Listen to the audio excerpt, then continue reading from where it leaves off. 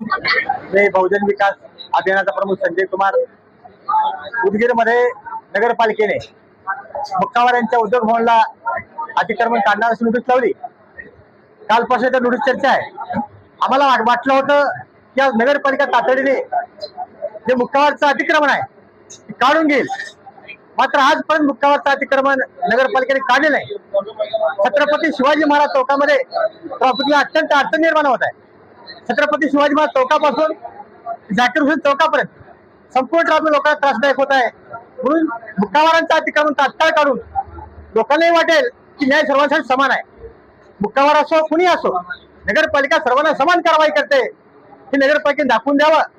जर उद्या नगरपालिकेने तात्काळ कारवाई नाही केली तर बहुजन विकास अभियान सोमवारी नगरपालिकेसमोर बोंबले आंदोलन करून आम्ही जाहीर काम करणार आहोत.